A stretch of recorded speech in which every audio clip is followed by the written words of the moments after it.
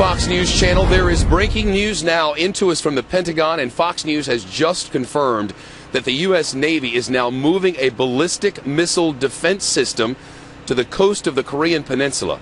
This is brand new, a major show of America's military might as the North Korean leader Kim Jong-un, Kim the Younger, takes his tough talk to a whole new heights. Over the weekend, North Korean officials said they had entered a state of war against South Korea. That's after North Korea tore up its ceasefire with the South, severed critical military hotlines, and vowed to nuke Washington, D.C. Of course, the analysts say North Korea is years away from being able to strike the United States. But South Korea, well, they can obviously do that. Now the president in South Korea vowing to hit back hard if attacked. Meantime, North Korea's state-run news outlets put out a new video of Kim the Younger looking at things, this time in a palace dedicated to his father, Kim Jong-il, who died in 2011.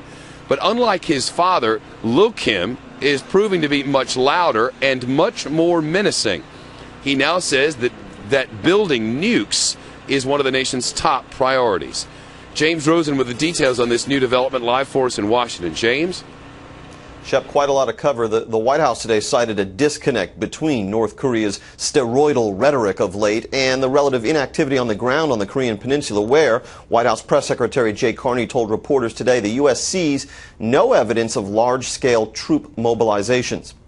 All the same, South Korea's President Park Geun-hye, in office for little more than a month, huddled with top commanders at the South Korean Defense Ministry this morning and gave them the green light to respond immediately without waiting for permission to any attack from Pyongyang.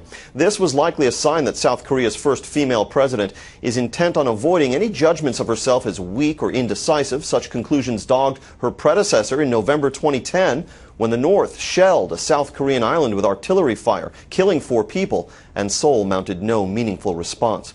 Now, as you mentioned, North Korean dictator Kim Jong-un over the weekend declared a state of war. He also threatened to shut down an industrial complex operated jointly by the two Koreas. Today, the State Department reaffirmed such talk will not lure Washington back to the negotiating table. I mean, when they started with all of this this latest round back in November, they got first one UN Security Council resolution with more sanctions and then a second one with more sanctions. We're looking at trying to increase the pressure both in the way we implement those sanctions and with our allies and partners. Finally, North Korea this morning announced it has a new prime minister, a so-called economic reformer in his 70s, a man named Park Geun-hye, who was actually the prime minister from 2003 to 2007 before he was officially purged. So now he has his old job back, Shep, and, well, it's a feel-good story, I guess. Yeah, I guess. James Rosen in Washington this afternoon. Thanks, James. Let's bring in Gordon Chang now.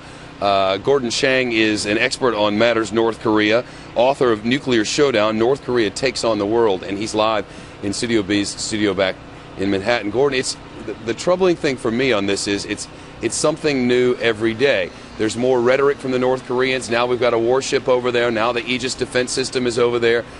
The concern is more than anything about a mistake, isn't it? Well, it certainly is, because you have leaders in South Korea, North Korea, China, who are all new. We have a new national security team in Washington. Nobody can afford to back down right now. And as you say, there's this drumbeat of provocative statements from North Korea, almost one a day. This is probably going to continue at least through April 15th, which is the birthday of Kim Il-sung, the founder of North Korea. And then God knows what's going to happen after that. Gordon, the new prime minister today, what's old is new again. What are we to make of that, if anything? I think it's really, a lot of people say, well, he's a reformer, and so therefore North Korea is going to implement economic reforms. I don't believe it. The person who was elevated, Park Geun-hye, really is a friend of Jun Son-tak, who is the uncle and the regent for Kim Jong-un. I think this is a political play. The North Korean regime is impervious to reform. We've seen every reform initiative since the 1970s fail. And also, this is the Kim family, which has deliberately impoverished the North Korean people to keep them without means to resist. So we're not going to see significant changes like we saw, for instance, in China. Big picture, do we have a sense for what the goal is of Kim the Younger? Well, I think that we probably believe in Washington that he wants more aid. He wants the sanctions to be taken off because these new sanctions actually have the potential of hurting him. But we really know what he wants. He wants regime survival. He wants to pass on all of this to the newborn son, which eventually he will have. So it's regime survival first and foremost.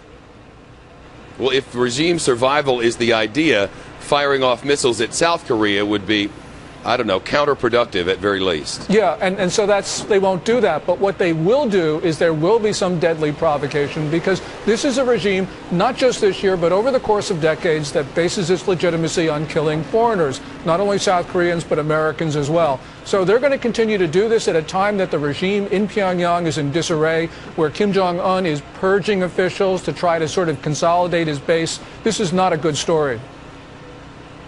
Gordon Chang from our studios in New York. Gordon, thank you. Thank you. Well,